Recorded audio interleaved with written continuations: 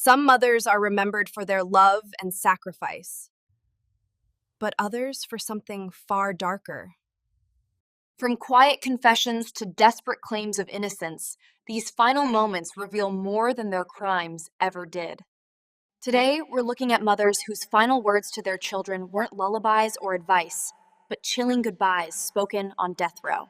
What do you want to say to him? Just that you love him, right? Yes. Judy Buenoano, the Black Widow. Our first story begins with Judy Buenoano, a woman nicknamed the Black Widow. In the early 1970s, Judy seemed like an ordinary wife and mother, but behind closed doors, she was plotting a series of murders that would leave a trail of bodies and insurance payouts. She poisoned her husband, James Goodyear, with arsenic, collecting nearly $250,000. Years later, she staged a canoe trip with her disabled son Michael, but only she came back alive. Judy claimed it was a tragic accident, yet investigators later revealed she drowned him for $20,000 in insurance. Her scheme might have continued, but in 1983 she went too far. She tried to kill her new fiancé by lacing vitamins with poison, and even planted a car bomb. He survived and exposed her crimes. The truth unraveled. Exhumed bodies revealed arsenic in her first husband and son, and she was connected to other suspicious deaths. Convicted of multiple murders, Judy became the first woman executed in Florida since the 1800s. On her final night,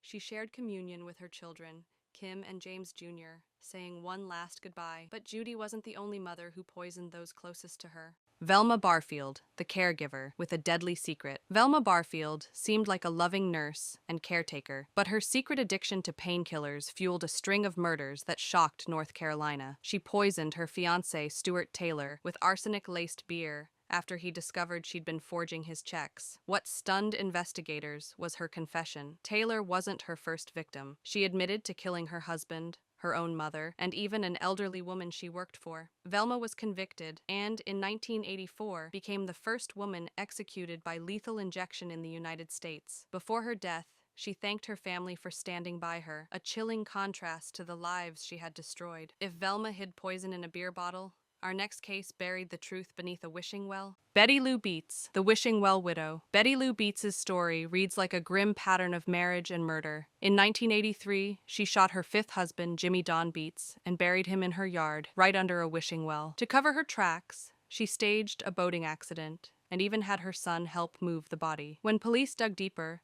they discovered the remains of her fourth husband, Doyle Wayne Barker, also buried on her property. Betty Lou claimed self-defense, but the evidence painted her as calculating. Convicted of murder, she was executed in Texas in 2000. In her final days, she expressed fear and love to her children, words far different from the actions that led her there. But for some mothers, the tragedy wasn't about insurance money. It was despair from within their own minds. Christina Riggs, the broken mother. Christina Riggs's case still haunts Arkansas. A nurse struggling with depression and heartbreak after her fiancé left her, Christina decided she couldn't go on. And tragically, she didn't want her children to go on either. In 1997, she injected her 5-year-old son and 2-year-old daughter with drugs stolen from her hospital, then smothered them. Afterward, she tried to take her own life, but survived. When confronted, she confessed, saying she only wanted peace for herself and her children. What made her case even more unsettling was her request for execution. She told the court she wanted the death penalty so she could be with her babies. In 2000, at just 28 years old, she was executed, telling the world in her final words that she loved her children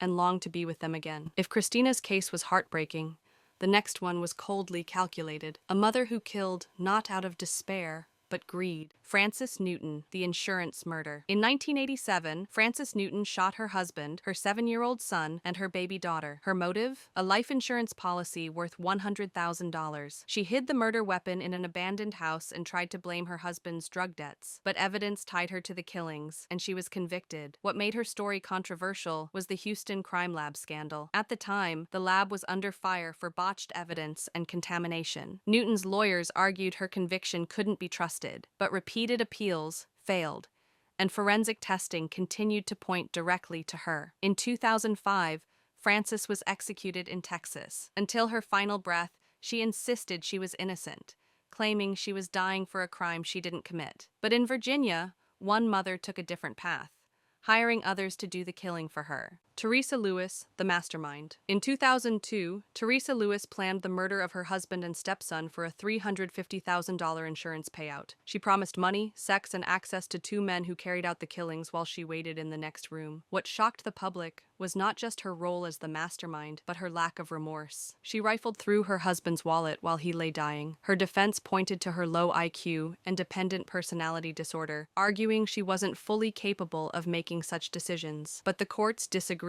In 2010, Teresa became the first woman executed in Virginia in nearly a century. Her final words were for her daughter, "I just want Kathy to know I love you, and I'm very sorry." And finally, we come to one of the most disturbing cases of child abuse ever uncovered in Texas. Lisa Ann Coleman, the final chapter. Lisa Ann Coleman was convicted in 2006 of capital murder involving a young boy, Devontae. Prosecutors argued that the circumstances of his death included elements of severe neglect and mistreatment, which made the case one of the most widely discussed in Texas at the time. Her defense appealed the conviction, particularly challenging the kidnapping element, since the boy had been confined within his own home. The courts, however, upheld her sentence. In 2014, Coleman was executed in Texas. In her final words, she expressed deep remorse and asked for forgiveness from Devontae's family. These cases remind us of a truth that's hard to face.